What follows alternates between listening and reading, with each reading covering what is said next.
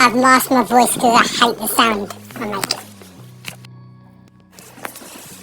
I met Paul 3 years ago at a threesome that I didn't want to go to.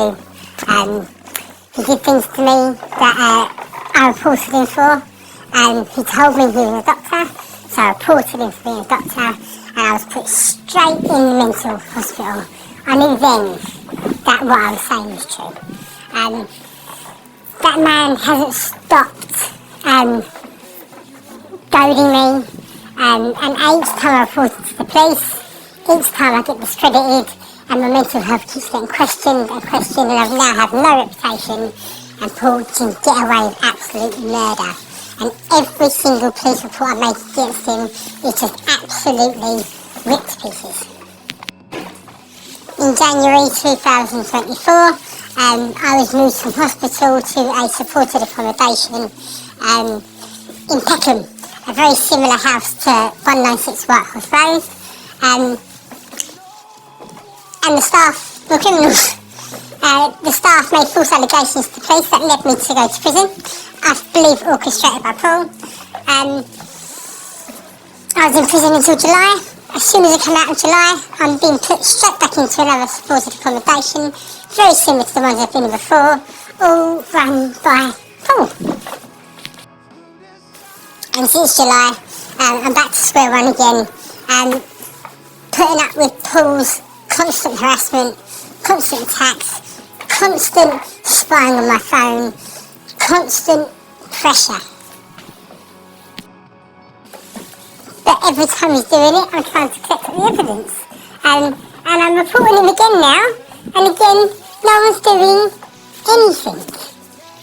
And this man is really dangerous now, and what he's doing to me is doing to other people. Here are some examples of what your staff members are capable of.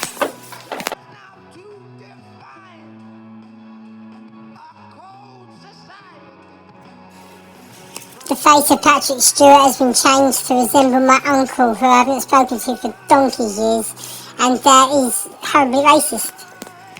I reported it to the police and I reported it to Twitter as hate. I was trying to report something to the police. This flashed up on my phone from nowhere. It was done remotely, and I recognised it from being from your website that I'd just been visited. Paul's calling card. This is my YouTube where I can't change my password.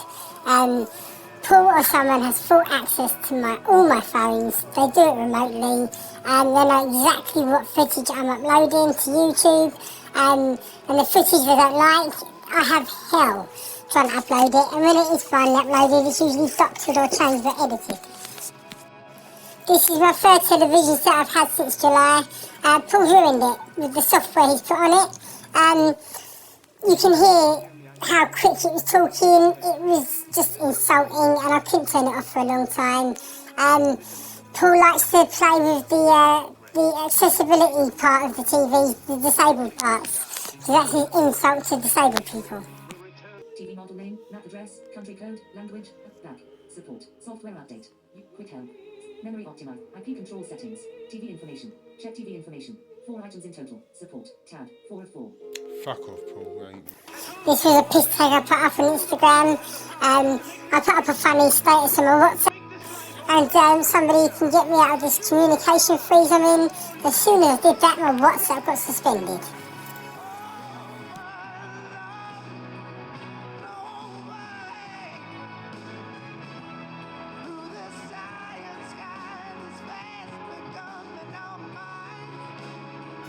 This is my attempt to send something to MI5, just prevented. That's illegal. I only went as far as reporting it to other authorities because the police are just not responding at all. Because whatever I'm reporting is just getting deleted in front of me. 2 devices, 2 SIM cards, both got credit, both topped up, unable to make phone calls at the same time. It's outrageous. This is like the 4th or 5th tablet I've had in as many months.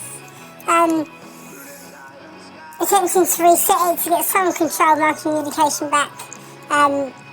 It wasn't even resetting back to factory settings, it was just turning back on and off. It's blatant.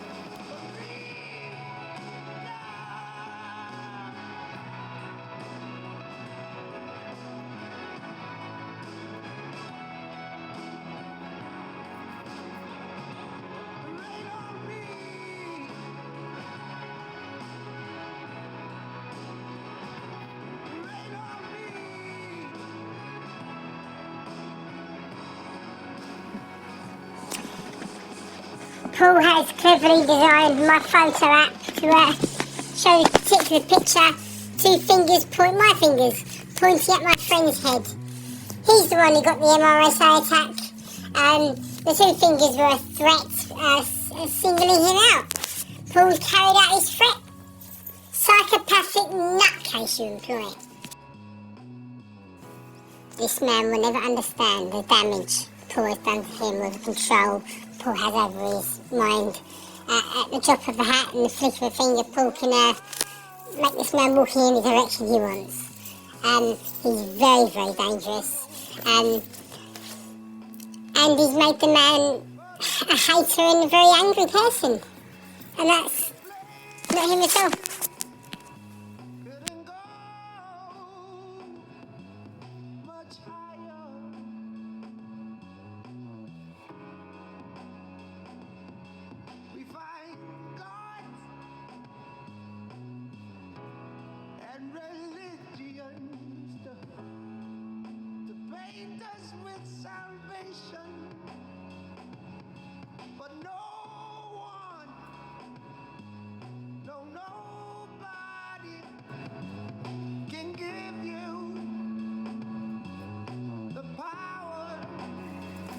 Paul's threatened to make false allegations that I've hacked your website to have me put in prison to shut me up. And when he made those threats, this screenshot appeared on my phone. So he can do it. See you're the rodents of this earth. You little hypocrites and parasites that walk this earth. You're living under the same roof as me. Move out, Kevin! When you come out of fucking hospital, you should have got another address. This is Lee's house. This is Lee's house.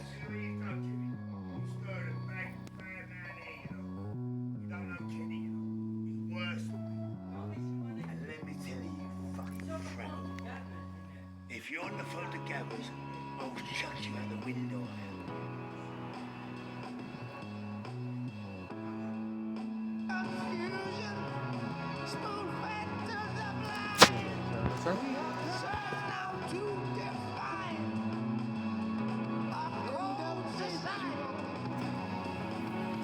Hello, Torin.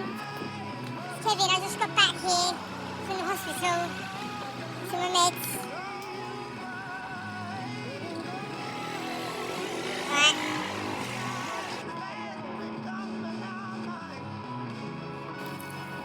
My room wasn't just destroyed. I had stuff put in my cereals to make me unwell. I had battery acid thrown over my devices. My tablet was smashed to pieces. My personal kids' letters were taken, but the envelopes left, which were very creepy. My clothes had smelly stuff put all over them. And sunglasses were nicked. My Bluetooth mouse was nicked. My envelopes were nicked. Strange little trophies were taken. My diaries were taken too. I've been reporting Paul consistently for being responsible for these attacks and for Rico's behaviour and for the behaviour of my neighbours. And I've been reporting him consistently. But the police are failing to even speak to the man. And I then discovered he could be working for NHS professionals. And it all makes sense. It makes perfect sense that Paul is responsible for everything that I've reported. I hope I get the full backing from NHS professionals to see us looked after, and Paul is thrown the book at. I know a lot of people who are victims of Paul, who need proper support now, not just thrown in hospital, or to be made up they're delusional, or I'm delusional, because I'm not. I think Paul has targeted this supported accommodation I'm living in so he can house his haters with his victims, which is exactly what's happened here. The owners or the staff who run this place, they have no idea. They've been coerced by the neighbours down here, and it all needs to come out in the open now and be dealt with properly and responsibly, I hope, and not swept under the carpet or forgotten about. Otherwise people like Paul will happen again, and we all have to learn and move forward. I've picked up on a real pattern of behaviour now from these people who have popped up to meet me under false pretences, and I've got a few names and addresses and pictures now, and I would like to show them to people from NHS professionals, because they could be members of staff. Before Paul targeted me, he targeted a man called Victor Henry, who he's seen make false allegations and put in prison. That man's since been deported, and he's now targeted Rico, who's called Mohammed Abdullahi. And what has happened to me and Rico and many other victims is some systemic failure that needs to be recognised, and these victims need to be looked after now, not brushed under the carpet and not covered up and not put in hospital to say we're deluded, because it's factual and it's happened and it needs to be stopped and taken care of. Now I hope you can see that I've tried to be responsible with this. I'm not just throwing things on YouTube just for the public to watch, or trying to blow off any big secrets. I can keep a secret. I understand how systems are in place and how they work, but I also understand that at times like this, there needs to be changes and stuff like that made. So I can keep this to myself, if that's what's decided, as long as it's recognised what's happened, and I'm not dismissed or it's covered up.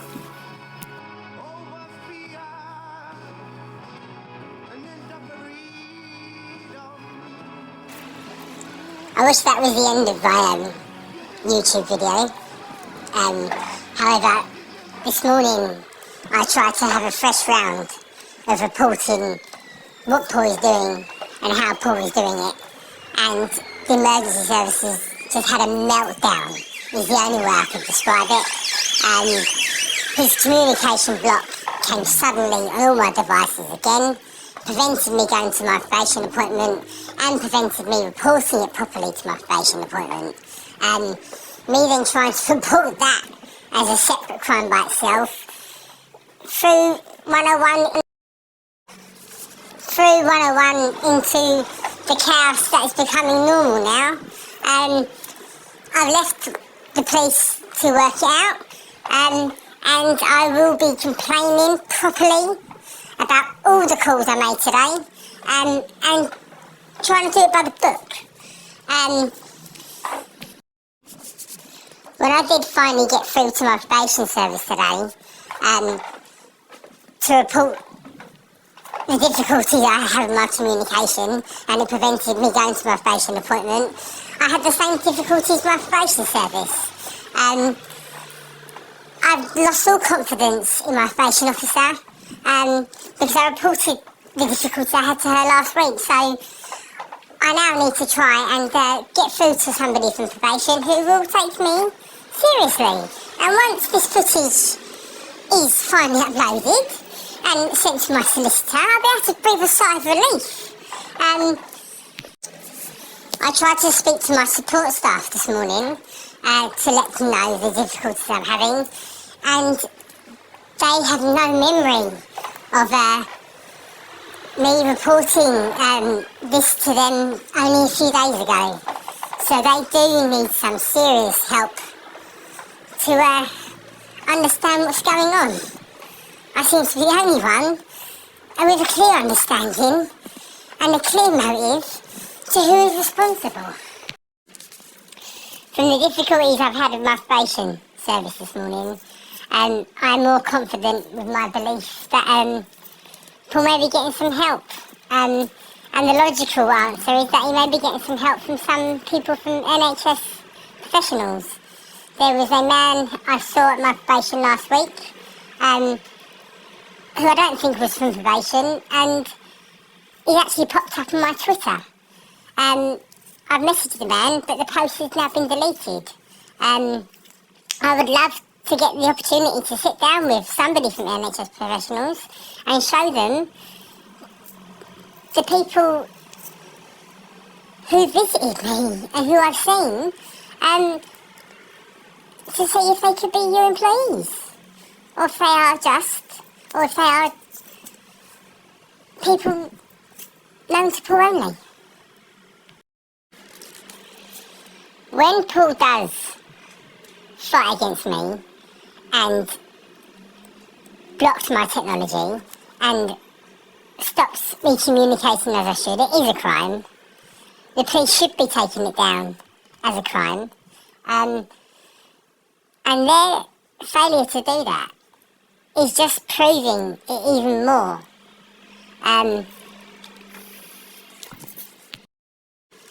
That's the end of what I'm going to talk about now. My plan is to upload this privately to YouTube, and then I'm going to find legal help so this goes into somebody's hands where I know it's going to be safe, and then they can put it in the hands of the people who can help me pursue this the correct, by the book, by the law way. This simply boils down to what's acceptable and what's unacceptable, and what's wrong and what's right. What is happening to me is wrong, and it needs to be put right, correctly, by the law, through the courts, responsibly, so we all know where we stand when we come out the other side. My last bit I'm going to add is that when I posted this original video on my Justice for Hate Victims YouTube account, it was deleted. Thank God it still saves on my device. That was allowed to happen because my device is complete control by someone else.